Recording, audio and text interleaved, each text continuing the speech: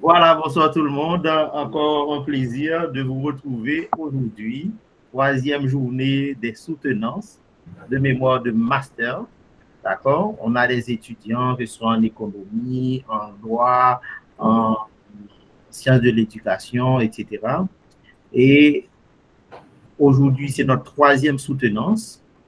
Nous avons le plaisir d'accueillir Madame Erline Lubin, qui a travaillé sous la direction de notre collègue Dr Fred Sélimène et qui fera partie du jury. Avec nous pour compléter le jury, le Dr Jude-Marie Saint-Martin dans le rôle de rapporteur.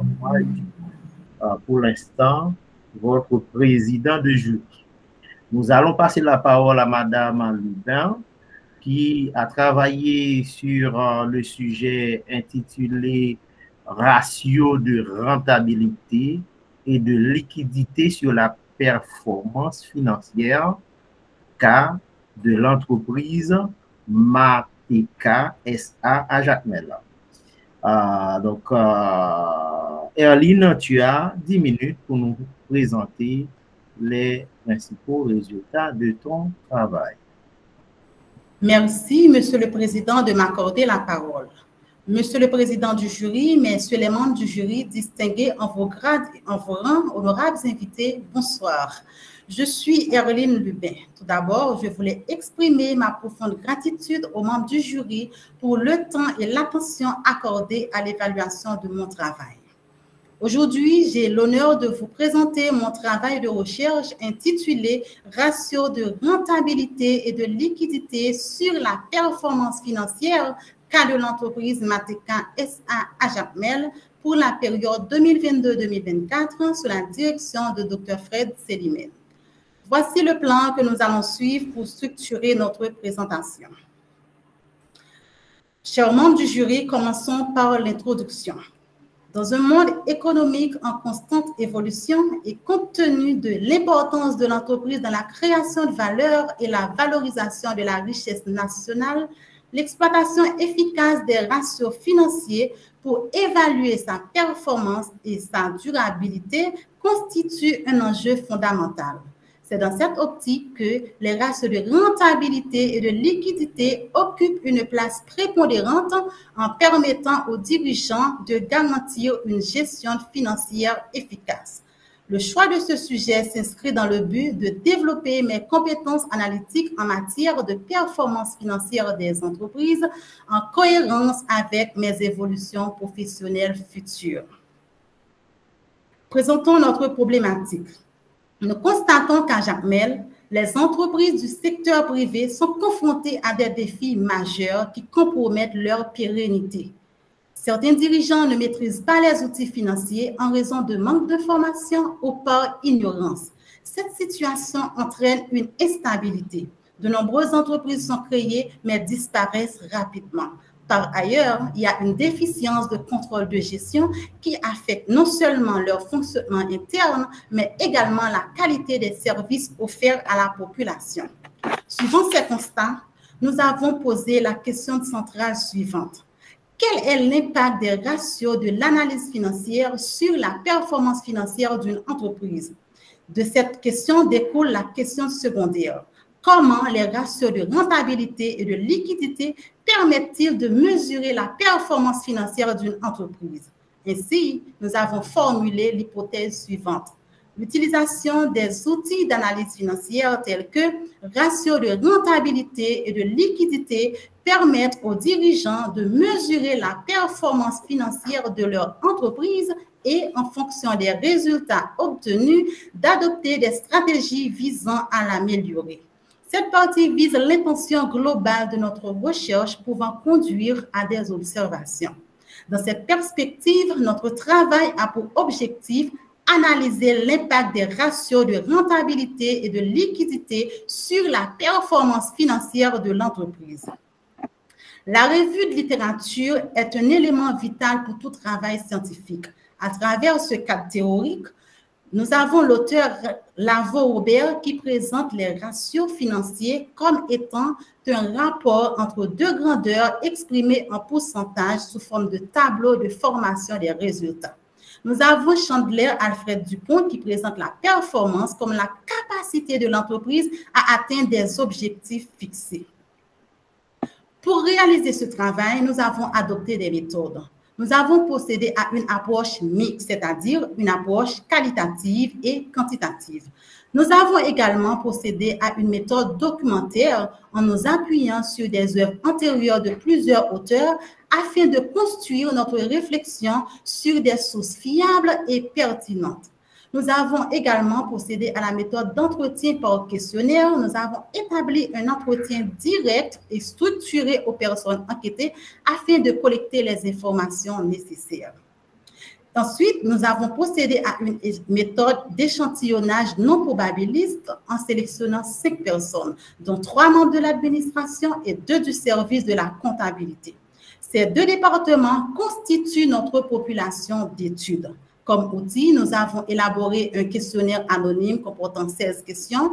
Nous avons utilisé une calculatrice scientifique pour effectuer les calculs, le logiciel ROD pour organiser le texte et présenter les tableaux afin de permettre une interprétation rigoureuse et soutenue.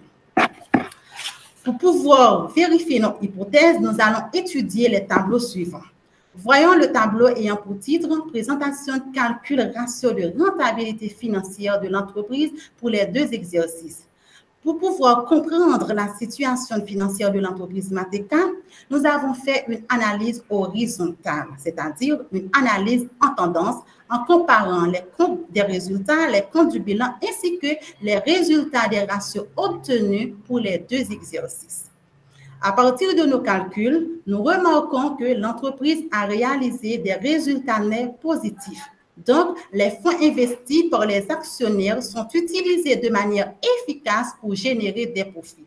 Et nous constatons que les capitaux propres pour l'exercice 2022-2023 sont supérieurs par rapport à ceux de 2023-2024. Donc, le pourcentage des ratios est de 51,17% pour l'exercice 2022-2023, passant à 41,34%. Il y a une détérioration importante à constater. Cette chute est marquée par la fluctuation des coûts des produits sur le marché et aussi par une augmentation des charges. Malgré cette détérioration, l'entreprise parvient à maintenir une activité commerciale rentable. Compte tenu des données du tableau présentation calcul ratio de liquidité de l'entreprise, nous constatons que les actifs à court terme sont inférieurs par rapport aux passifs à court terme. Le résultat des ratios pour les 2 exercices sont les suivants.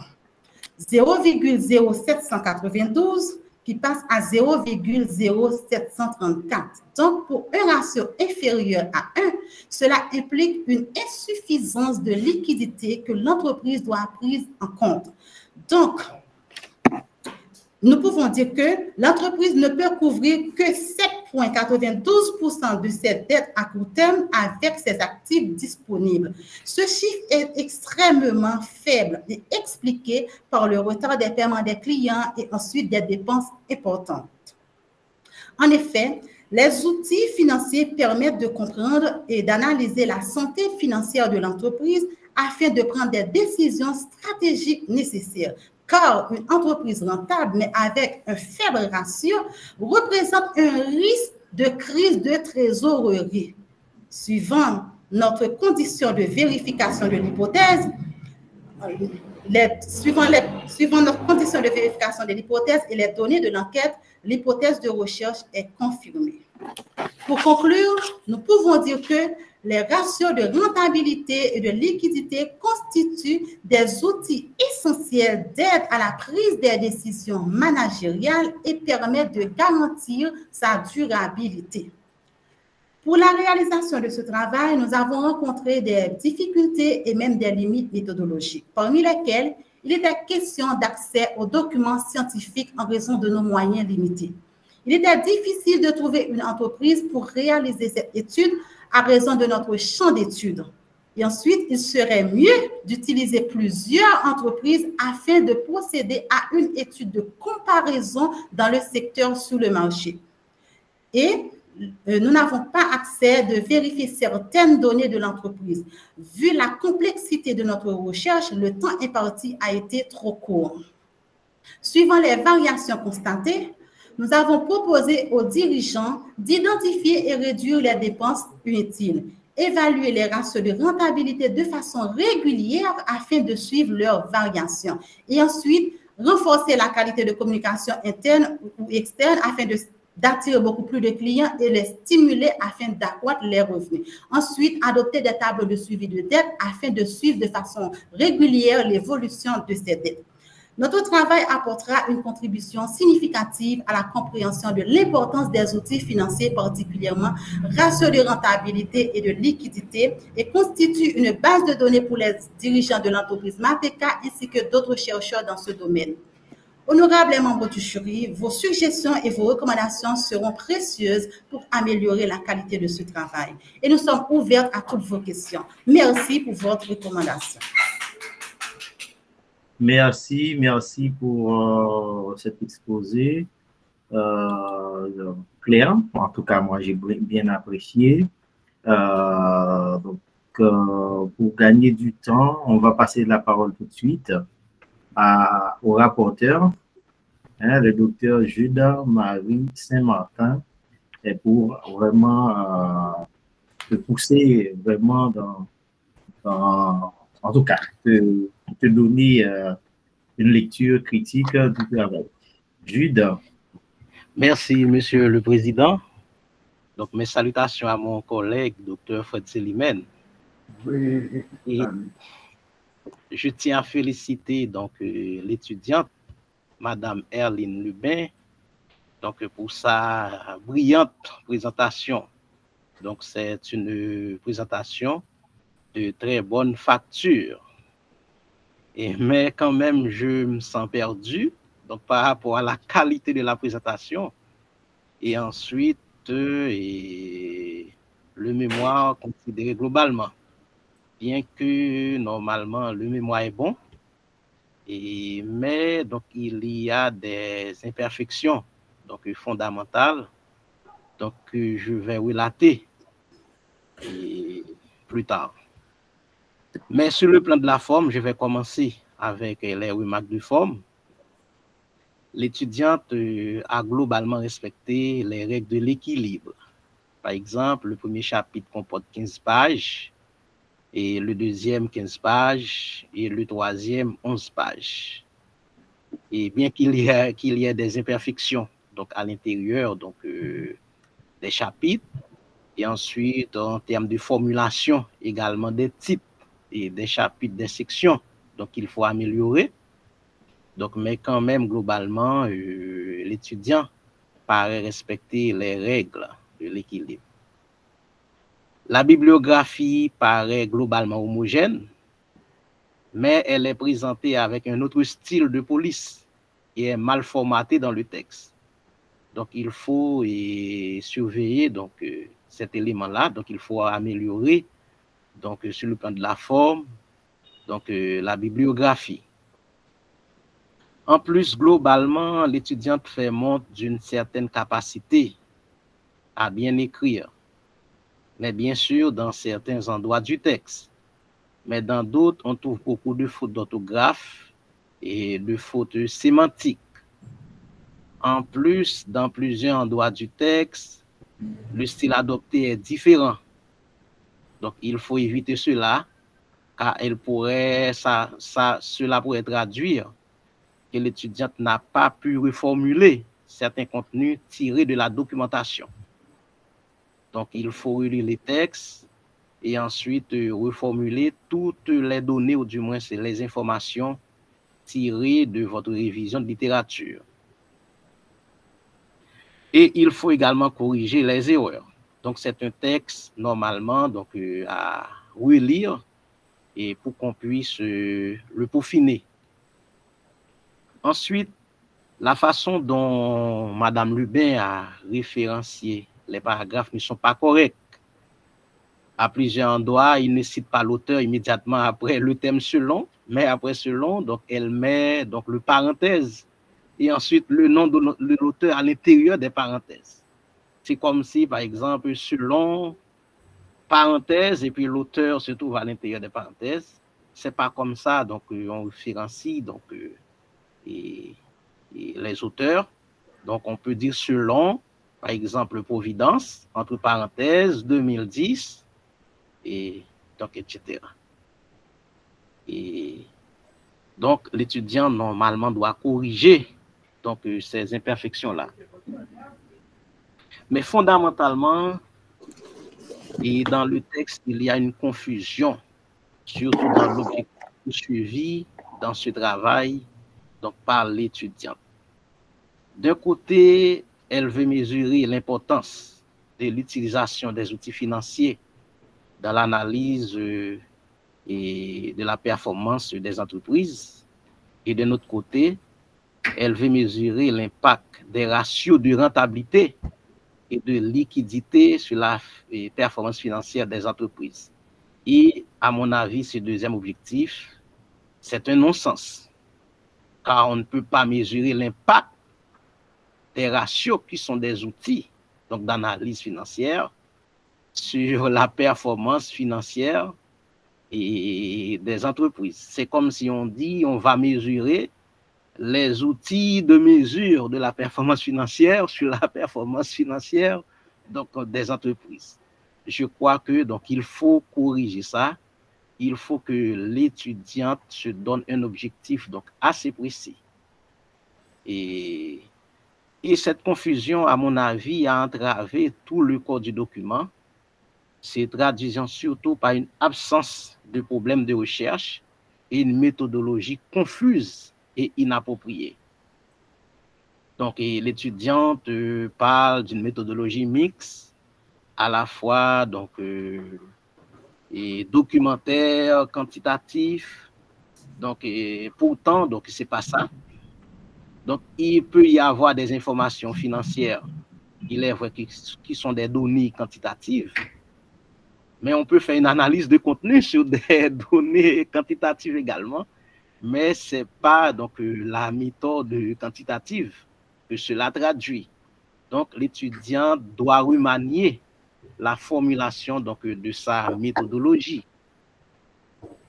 Donc, mais en lisant en profondeur le travail de l'étudiante, surtout à partir de son hypothèse de recherche et son questionnaire d'enquête et à travers tout le texte, on peut comprendre qu'elle aimerait faire ressortir une bonne utilisation des outils d'analyse financière tels que les ratios de rentabilité et de liquidité permettent aux dirigeants de l'entreprise de mesurer la performance financière en fonction des résultats obtenus et par la suite d'adopter des stratégies visant à l'améliorer. D'ailleurs, c'est l'hypothèse de l'étudiante.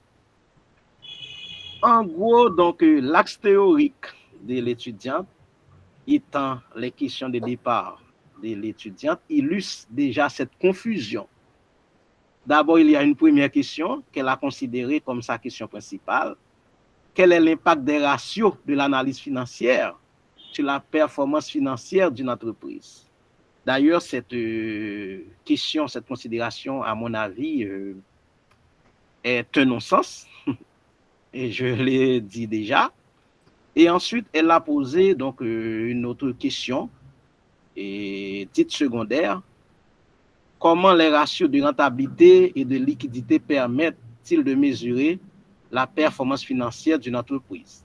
Donc, à mon avis, l'hypothèse de recherche correspond beaucoup plus à la question secondaire qu'à la question dite principale, et qui, à mon avis, donc, si j'avais trouvé un terme beaucoup plus élégant, à mon avis, donc, est un non-sens. Donc, la question. On ne peut pas mesurer l'impact des ratios de l'analyse financière sur la performance financière donc d'une entreprise. On ne peut pas mesurer les ratios, mais on peut prendre en compte les résultats de l'analyse financière de l'entreprise à partir des ratios et pour définir des politiques d'amélioration afin d'atteindre une performance positive au niveau donc, de l'entreprise. En d'autres termes, je vais poser donc, à Madame Lubin les questions suivantes. Que voulez-vous faire effectivement dans ce travail, bien que dans votre présentation, et vous l'avez bien précisé, quoique donc la question, l'objectif d'impact a été également ressorti dans votre présentation et qui, à mon avis, n'est pas possible. Donc, on ne peut pas mesurer donc, les impacts des outils d'évaluation de la performance sur la performance. Donc, encore. Donc, la deuxième question, quel est votre problème de recherche? Donc, vous devez le préciser. Et enfin, comment la prise en compte des résultats, des pratiques, des analyses financières par les responsables de l'entreprise Matika SA Jacmel aide cette entreprise à améliorer donc, sa performance. Merci, Monsieur le Président.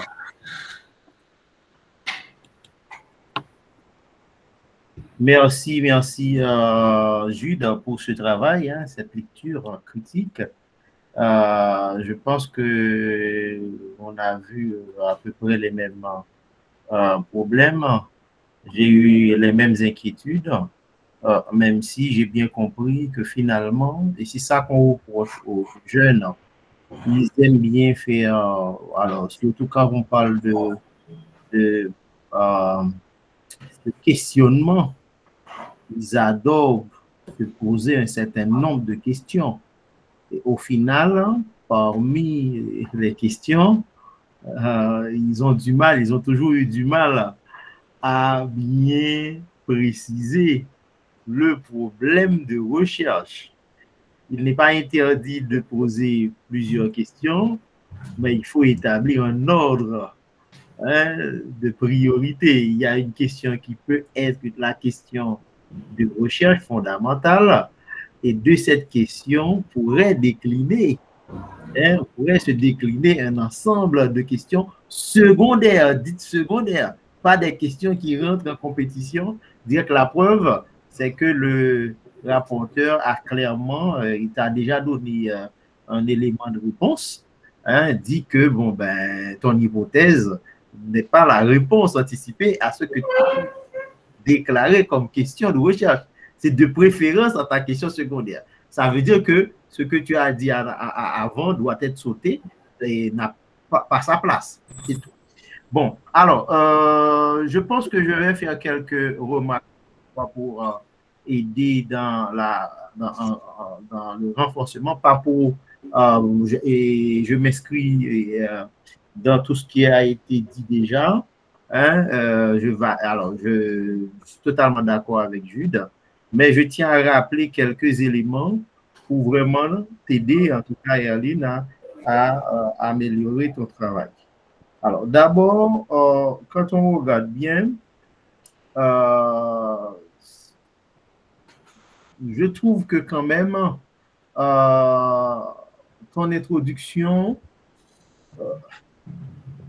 mérite, voilà, il faut retravailler les choses pour éviter les répétitions, éviter tu dois être concise, vraiment aller droit au but.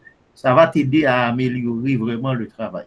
Déjà, même dans le résumé, il y a des éléments que tu ne précises pas, tu n'apportes pas comme éléments dans le résumé alors que c'est nécessaire. Ton échantillon, le questionnaire qui a été utilisé, bon, même là encore, est-ce qu'on peut parler de questionnaire? Je vois que déjà dans l'intitulé, c'est une étude qui doit être forcément quantitative, et pourtant tu as utilisé, d'après ce que tu as dit, même dans l'outil que tu as utilisé, vraiment beaucoup de questions ouvertes. Alors qu'il faut mesurer d'une certaine manière comment est-ce que tel résultat, donc les outils, comment est-ce que ça permet de mieux comprendre ce qui se passe dans l'entreprise et de prendre les bonnes décisions. Donc, c'est un peu ça. Donc, on part sur la base des données chiffrées pour comprendre l'évolution de l'entreprise et par la suite prendre des décisions. Donc, c'est un peu ça, ce que j'avais compris. Donc, voilà. Alors, il faut faire attention. Donc, il y a beaucoup de répétitions. Il l'a déjà dit, il faut éviter ces choses-là. Il faut être concise. Dans ton cas, Erline, davantage explicite. Hein, pour que ta problématique, il faut préciser la question de recherche, les objectifs de recherche, etc. Donc, ce travail-là, tu dois le faire. Hein? Et puis, c'est ce qu'on reproche aux étudiants globalement. L'étudiant utilise des auteurs, hein, oui, des théories, c'est très bien, mais c'est une juxtaposition des idées, hein, sans analyse critique. Il faut toujours prendre du recul, faire un débat critique sur ce qui est dit, parce que chez nous, la vérité n'existe pas. Il n'y a pas la vérité dans le monde scientifique. Il y a des vérités. Donc, il faut questionner chaque élément. Il faut montrer les limites de chaque élément. Donc, ça a manqué aussi dans ton travail. J'espère que tu vas pouvoir vraiment améliorer cet aspect-là. Autre élément dans ton chapitre 2, je t'invite à faire attention. Tu parles de culture de Jacmel. C'est quoi culture de Jacmel?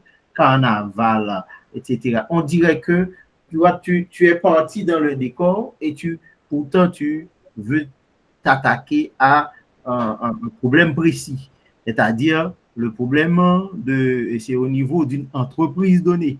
Certes, on peut évoquer Jacmel, mais pas pour parler de tout et de rien, mais il faut rester concentré, cohérent. On ne va pas se mettre dans le chapitre à parler de la culture de Jacmel, de carnaval et tout.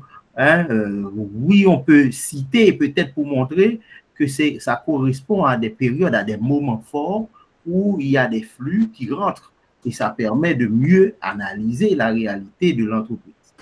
Donc, je t'invite aussi à préciser ça dans ton travail et à ne pas partir dans les décors. Hein? Donc, c'est vraiment important. Et au niveau de méthodologie, et c'est là où peut-être la question que je voudrais te poser, mais je suis sûr que tu n'auras pas de réponse. Tu as pris 5 personnes. Bon, ça gêne un peu et c'est pour ça peut-être la question serait, es-tu une... parce que les étudiants aiment bien ça, hein, une bonne paresseuse. Hein? Pourquoi? Je te poserai cette question-là. Parce que si tu veux regarder comment ces outils, je ne te demande pas de refaire le travail, hein, mais on fait une simple réflexion. Hein, ça aurait été plus intéressant de t'intéresser à plusieurs entreprises. 2, 3, 4, voire 5 entreprises. Aussi, s'il y a peut-être à tel endroit on applique et on fait attention à ces ratios, dans d'autres entreprises, ce n'est pas le cas, ça aurait renforcé, enrichi, ça allait être une analyse comparée. Hein? Et ça donnerait tout le sens à ton travail en démontrant l'importance de tel comportement, hein, en matière de gestion, de contrôle, de surveillance de ces ratios et dans les prises de décision également. Donc, bon, ça veut dire que, bon,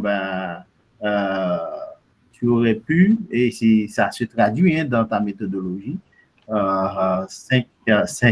ton échantillon est très, très, très, très pauvre. Hein, et pourquoi? C'est parce que tu t'es contenté d'une entreprise. Quoi. Alors que tu aurais pu prendre plusieurs entreprises. Mais bon, j'anticipe déjà quelques éléments de réponse, vu le contexte, vu la situation dans le pays et tout et tout. Mais quand même, je trouve que c'est... Hein, en tout cas, ça rend vraiment un peu faible ton analyse. Vraiment, hein, c'est un aspect peut-être, bon, je ne sais pas, mais il ne faut vraiment pas se contenter du minimum en matière de recherche. Il faut aller très loin. OK? Alors, autre remarque, c'est au niveau de tes interprétations des ratios. Je trouve que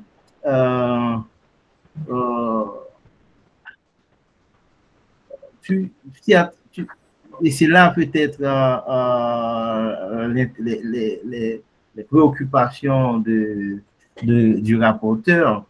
Et je trouve que des fois, on oublie qu'on a posé un cadre d'analyse qui se réfère à, je ne sais pas moi, si ça donne une posture théorique. C'est ce cadre d'analyse qu'on veut confronter à un moment donné avec la réalité et dire voilà ce que la réalité dit de ce cadre d'analyse. Donc, ça veut dire que dans l'analyse et l'interprétation, il faut faire le lien avec ce cadre qui avait déjà été posé en amont. Sinon, il y a une coupure. Hein? C'est comme si on dit ça, mais on va chercher le rapport entre ça et ça, entre deux éléments. Tandis que c'est le cadre d'analyse, donc au niveau théorique, qui donne le ton pour aller au niveau empirique. Et une fois qu'on a des données, on va analyser les données, c'est le retour, hein, comme on dit, pour boucler la boucle. Donc, voilà ce qui manque hein, dans ton analyse et ton interprétation des ratios. On ne voit pas bien, selon ce que tu avais annoncé comme analyse, comme cadre d'analyse, ce que ces ratios t'ont permis de démontrer. Hein? Et c'est pas seulement toi, c'est vraiment un constat. Bon, je sais qu'il y a des éléments, beaucoup de pollution, on dirait, hein, sur le plan méthodologique, malgré il y a eu pas mal d'efforts de l'IUS pour vous donner vraiment la bonne structure mentale hein, en matière de recherche scientifique. Et, mais bon, en tout cas, et là-dessus, j'espère que tu vas pouvoir renforcer ton analyse et ton interprétation, d'accord, pour pouvoir faire le lien avec ce que tu avais déjà annoncé comme cadre d'analyse au niveau théorique. Hein, il faut confronter ce niveau théorique avec le niveau empirique. Voilà. Alors, sur ta bibliographie, il faut uniformiser.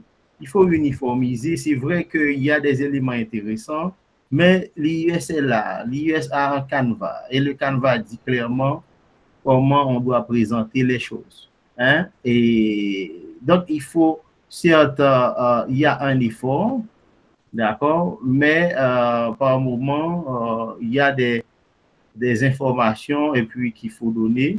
Comment je peux te dire ça là? J'ai l'impression il y a beaucoup de répétitions. Hein? Si je prends par exemple là, le cas de Lavaux, le texte de Lavaux, le même texte, et plusieurs fois répété.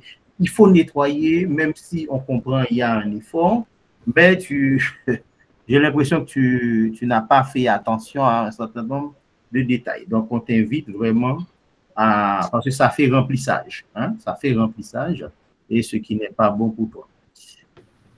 Et pour finir, avant de passer la parole à notre cher collègue, le directeur de mémoire. Monsieur le Président, je veux ajouter quelque chose que j'avais oublié, qui est très important également. Oui. Vas-y. Le libellé du sujet, c'est la porte d'entrée donc, du travail. Donc, le sujet également est mal formulé. C'est ça. Donc, il faut retravailler la formulation donc, du sujet. Parce que vous avez dit, donc, ratio de rentabilité de liquidité sur la performance financière. Cela sous-entend l'impact des ratios de... Pourtant, ce n'est pas ça que vous voulez faire dans le travail. Donc, il faut reformuler donc, le sujet. Yes.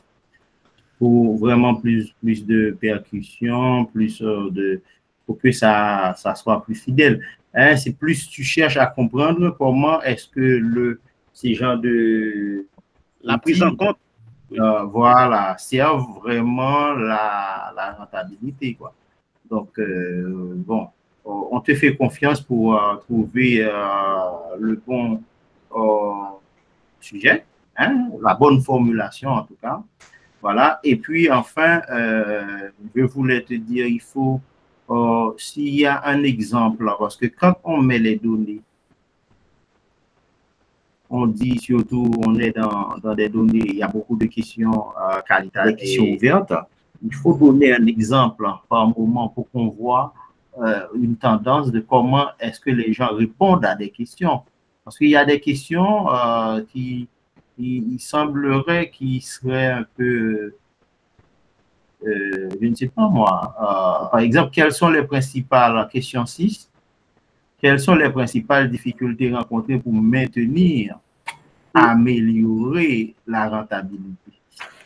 Je trouve que, je ne sais pas, mais ce serait bien d'avoir une idée sur comment les gens ont répondu à ces genres de questions pour qu'on voit. Et puis, quand on a plusieurs questions ouvertes, il ne faut pas oublier, il faut absolument faire, alors créer ce qu'on appelle une grille qui permettrait d'analyser ces données-là.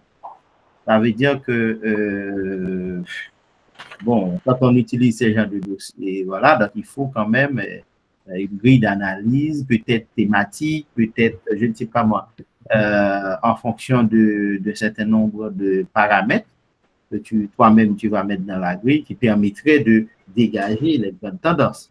Bon, encore heureux que tu n'avais pas beaucoup de répondants, tu n'avais que 5 répondants. Voilà, donc je m'arrête là. On t'invite à vraiment faire attention à ces éléments pour améliorer ton travail. En attendant, on passe la parole à ton directeur qui certainement va nous expliquer comment a été, comment c'était dur de te faire travailler, probablement. Hein, Fred? Merci, Monsieur le Président. Oui, tout d'abord, je vais féliciter l'étudiante qui a quand même, je dirais, elle a quand même été jusqu'au bout. Hein? Fallait y arriver, fallait l'emmener, l'accompagner jusqu'au bout, jusqu'à qu'on ira jusqu'à la ligne d'arrivée. Mais dès le départ, la candidate avait une obsession, si on peut dire, c'est travailler sur son entreprise, cette entreprise.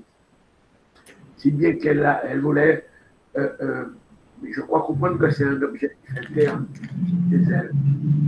Ce n'est pas de carrière personnelle, mais de positionnement personnel, plus que de carrière. C'est-à-dire montrer qu'elle est en mesure, après avoir questionné les gens, et non seulement elle a, comme je rebondis sur ce qu'a dit le président, elle s'est contentée non pas seulement de son entreprise, que le président dit qu'elle pourrait le faire sur d'autres entreprises. Non, mais elle s'est contentée de son entreprise et de personnel d'encadrement, ce qui réduit l'échantillonnage. Donc c'est ça qu'elle voulait faire. Bon, c'est bien quand on a un candidat qui sait ce qu'il veut, si c'est où il va aller, c'est bien, c'est de l'accompagner. Et puis, le moment venu, continuer à l'accompagner pour améliorer le travail par la suite. Mais je crois que Jude, le rapporteur, a très bien cerné le problème. Elle s'est contentée de parler des ratios dans le but de montrer au personnel d'encadrement qu'en utilisant les ratios, on peut améliorer la performance. Je crois que Jude a bien compris la tautologie, on dira en science, la tautologie du raisonnement qu'elle avait. Jude a très bien cerné cette tautologie-là. Et donc, l'objectif, c'est de conduire, parce qu'elle, dans son objectif, son travail, ce travail de pédagogue qu'elle veut faire. Un travail de pédagogue. Elle veut être enseignante dans sa boîte et montrer à son personnel d'encadrement qu'en utilisant de tels ratios, non seulement ça permet d'avoir une visibilité sur l'évolution de l'entreprise, mais ça ne suffit pas la visibilité, mais de montrer que l'utilisation des ratios, c'est une manière aussi, quand on les maîtrise, on les connaît, c'est une manière d'améliorer les performances des ratios eux-mêmes. Je ne sais pas si... c'est une manière d'améliorer les ratios eux-mêmes. Alors, c'était ça son objectif. C'est un exercice qui n'est pas facile, je le reconnais, mais surtout... elle a emmené ça jusqu'au bout. On a eu à demander la permission quand même au personnel de savoir, à l'encadrement, à la direction, pour savoir s'il était possible de publier les résultats de telles choses. Ce qu'elle a fait, et elle a eu un avis favorable là-dessus, je ne suis pas étonné, mais elle a eu quand même, ce qui prouve qu'elle a donné le virus qu'elle m'a donné.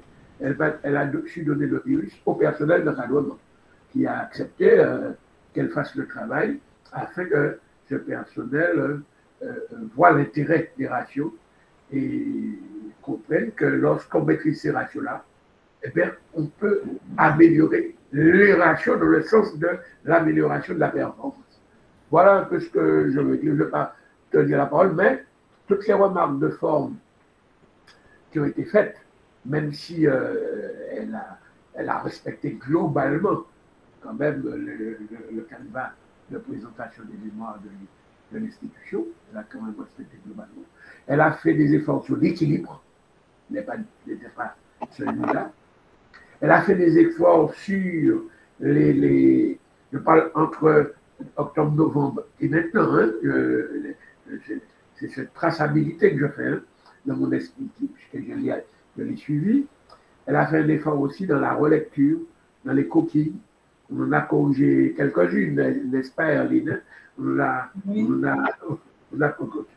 corrigé pas mal, mais il en reste toujours un peu. Comme je lui ai dit, bon, lors de la version finale, non seulement il faut relire en prenant en compte tout ça, il faut donner à quelqu'un qui n'est pas impliqué comme elle, à relire aussi, pour voir les fautes de procès, les choses de ce genre.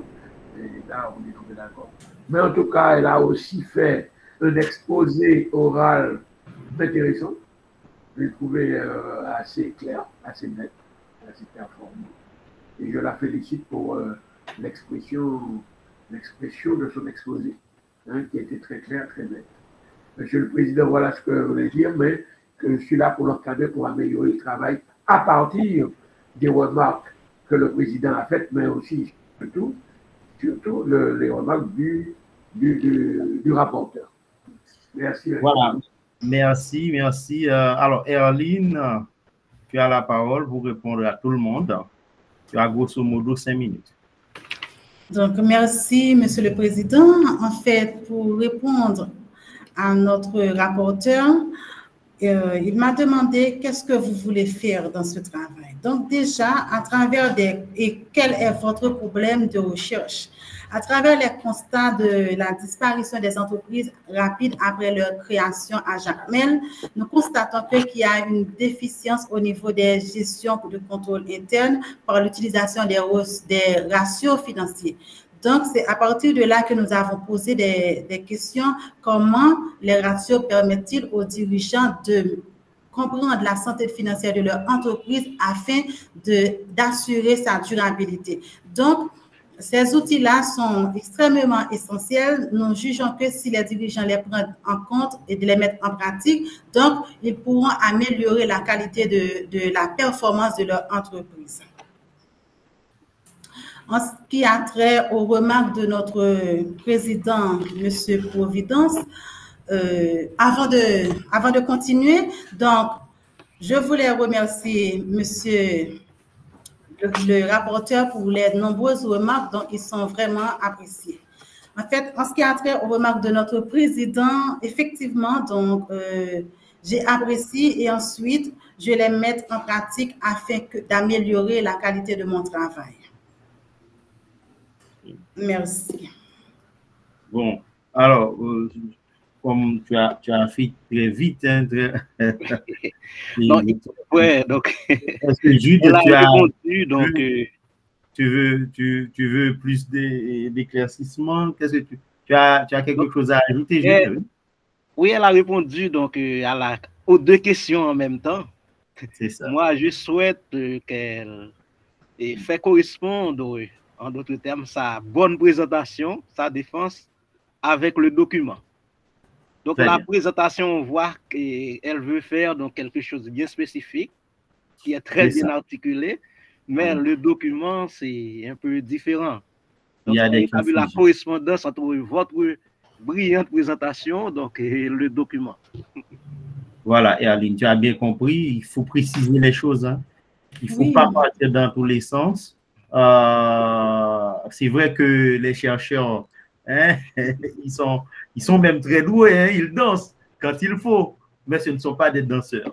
Ça veut dire qu'en produisant, ils ne sont pas en train de faire une œuvre d'art, on met ça, on danse comme ça, etc. On ne fait pas ça. On ne fait pas ça. On n'a pas la musique qui résonne dans notre tête tout le temps quand on fait une œuvre pareille. Donc, il faut, c'est la rigueur. Voilà, donc, c'est la rigueur. On te demande vraiment, avec beaucoup de rigueur, de reprendre, de préciser les choses. Et puis, moi, ce qui me... quand même, j'insiste sur le fait que j'ai bien compris, hein, tu veux, par rapport à ce cas précis, apporter des éléments utiles à, je ne sais pas moi, à la pérennisation de telle entreprise. Par moment, tu parles de Jacmel, et ça encore, ça renvoie, il faut peut-être aller voir ailleurs ce qui se passe dans des autres entreprises. Hein, ça, c'est vraiment, c'est encore un élément à préciser.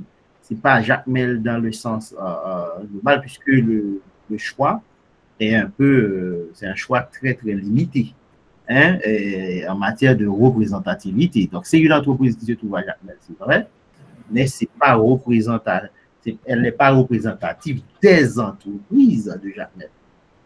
Voilà, donc, c'est pour ça qu'il serait bien d'enrichir l'analyse par ne serait-ce que des données, hein, ne serait-ce que des données sur d'autres entreprises de Jacmel. Voilà, bon. En tout cas, et docteur... L'échantillon doit être des entreprises au lieu de 5 personnes. C'est ça. C'est ce qui est un peu dur à accepter, quoi. Donc, ça aurait été... Parce que, alors, mine de rien, les étudiants, on pense que pour faire le terrain, c'est uniquement quand on a un questionnaire, on va, je ne sais pas moi, interroger des personnes. Pas forcément. Hein. Par exemple, je peux bien analyser par exemple, si j'ai les documents, les résultats, les comptes de résultats de plusieurs entreprises, etc., je peux analyser ces données-là et tirer profit et faire une comparaison. Ça aussi, ce n'est pas forcément d'aller interroger les gens qui apportent plus. Donc, il y a des choses, malheureusement, qui auraient pu être valorisées davantage. Je ne sais pas si tu as accès à d'autres informations venant d'autres entreprises de Jacmel. Ah ben oui, on t'écoute.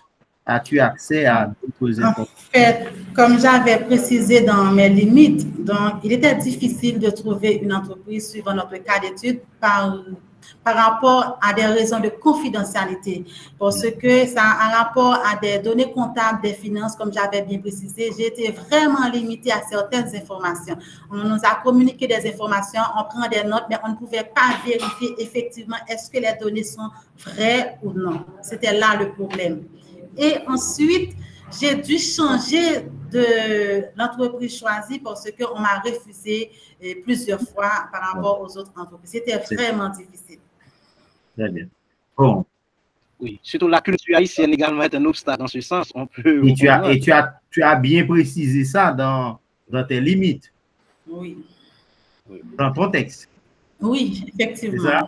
Tu as hésité. On dirait que Donc, si ce n'est pas bien clair... Non, j'avais précisé ça parce que c'était difficile de trouver une autre entreprise. Et j'avais même en tête que dois-je faire. J'ai beaucoup échangé avec Dr. Selimène. Bon, sa patience était énorme avec moi.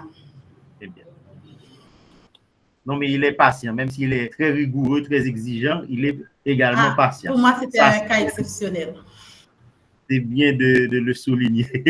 Mais il faut l'écouter, Fred. Et on n'est pas en train de t'accuser là. Voilà, quand on ne te fait pas. Non, j'ai bien compris.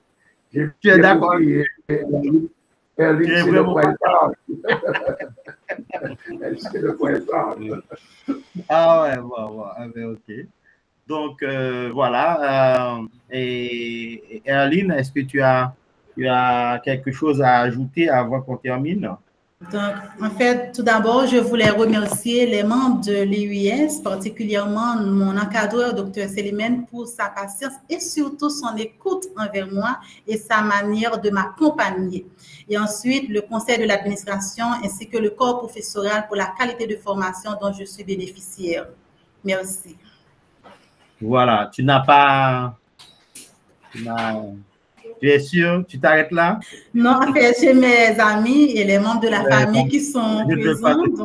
Je ne veux pas t'obliger.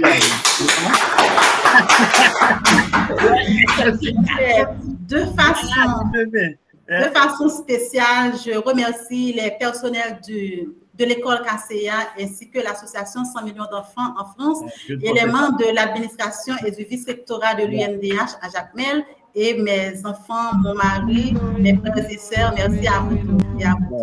Wow. Vous voyez, j'ai dû me battre pour que les autres soient remerciés. Merci. Voilà, donc merci pour la présentation et on pense qu'on va s'arrêter là. Donc, on te souhaite vraiment le meilleur. Je te souhaite de ne pas t'arrêter en si bon chemin. Mais il ne faut pas être paresseuse non plus quand tu vas t'attaquer à un projet de plus grande envergure. D'accord? C'est très important d'aller vraiment au front pour pouvoir, comme on dit souvent, gagner ces galons sur le champ de bataille. D'accord? Donc, voilà, il ne faut rien lâcher. Et voilà, donc je remercie et je félicite toute la famille pour le soutien. Voilà, on s'arrête là pour aujourd'hui. Alors, pour l'instant, il y aura une dernière soutenance. On a quelques minutes devant nous. Donc, voilà, et on va vous annoncer la prochaine soutenance dans quelques minutes.